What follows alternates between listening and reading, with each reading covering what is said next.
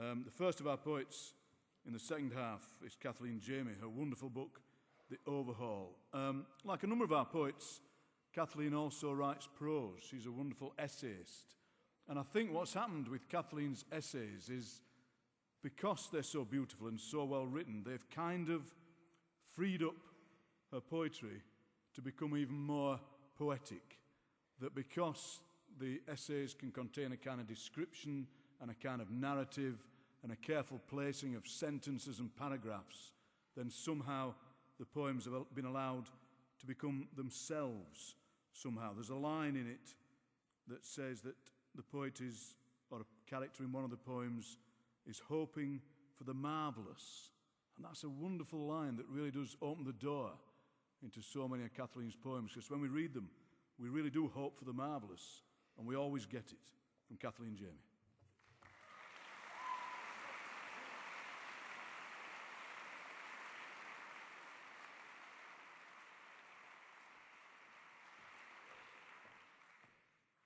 Good evening. The first poem is called Roses, and it contains a small quotation from the revolutionary Rosa Luxemburg. Roses. This is the moment the roses cascade over backstreet walls, throng the public parks, their cream or scrunched pinks unfolding now to demonstrate unacknowledged thought. The world is ours too, they brave, careless of tomorrow, and wholly without leadership, for who'd mount a soapbox on the rose behalf? I haggle for my little portion of happiness, says each flower, equal in the scented mass.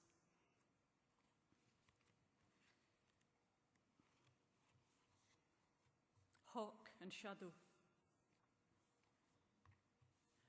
I watched a hawk glide low across the hill, her own dark shape in her talons like a kill. She tilted her wings, fell into the air. The shadow coursed on without her like a hare. Being out of sorts with my so-called soul, part unhooked hawk, part shadow on parole, I played fast and loose, keeping one in sight while forsaking the other. The hawk gained height. Her mate on the ground began to fade, till hill and sky were empty, and I was afraid.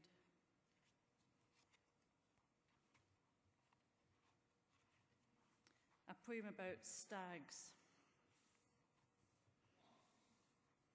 The stags. This is the multitude, the beasts you wanted to show me, drawing me upstream all morning up through wind-scoured heather to the hill crest. Below us, in the next glen, is the grave, calm brotherhood, descended out of winter, out of hunger, kneeling like the signatories of a covenant, their weighty, antique polished antlers rising above the vegetation like masts in a harbour or city spires. We lie close together, and though the wind whips away our man and woman smell, every stag face seems to look toward us, toward but not to us. We're held and hold them in civil regard. I suspect you'd hoped to impress me, to lift to my sight our shared country, lead me deeper into what you know, but loath to cause fear, you're already moving quietly away. Sure, I'll go with you, as I would now, almost anywhere.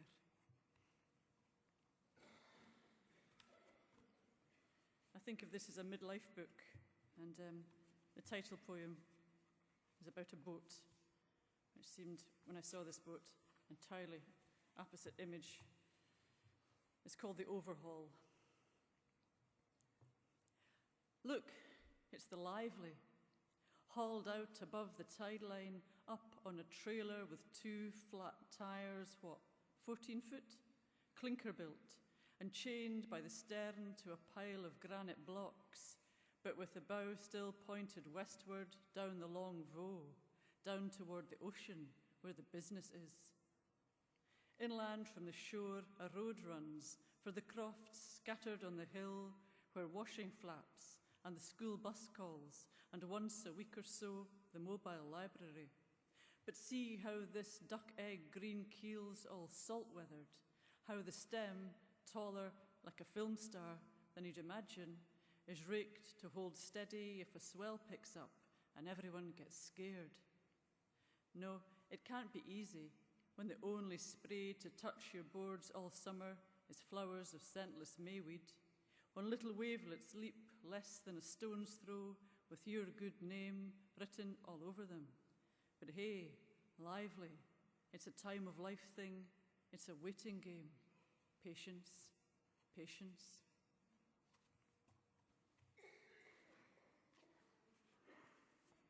It's a wee poem about a flower, in this case a bluebell. It's called an avowal. Bluebell at the wayside, nodding your assent to summer and summer's end, nodding on your slender stem your undemurring yes to the small role life offers you, a few weeks seasoning the hill-foot grasses with shakes of blue. You accept and acquiesce thereby to any wind, though the winds tease. Flower, they asked, do you want to be noticed? Yes, yes, noticed. Or rather, left alone. Yes, left perfectly alone. Flower, they whisper, do you love the breeze that wantons the whole earth round, breathing its sweet proposals, but does not love you? Then laugh when your blue head nods. I do, I do.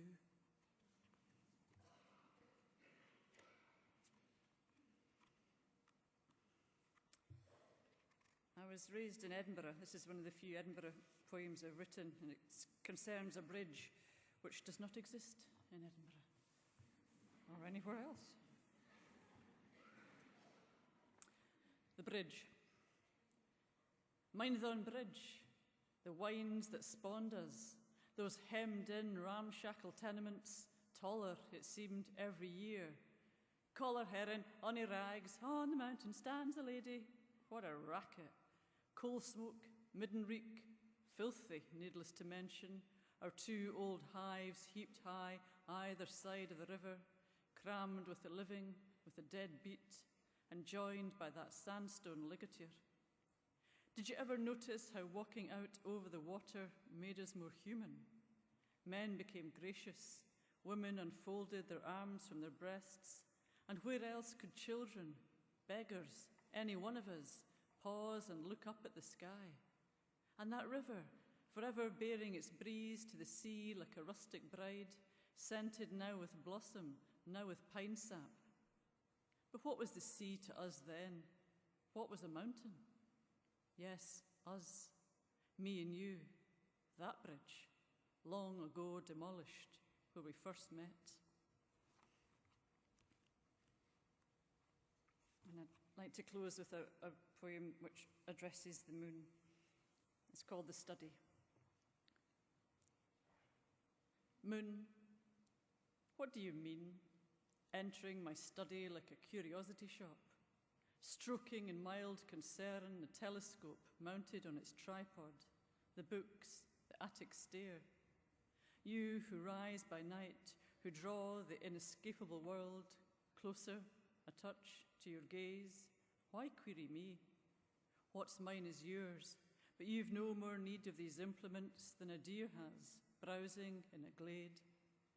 Moon, your work-worn face bright outside unnerves me. Please, be on your way. Thank you.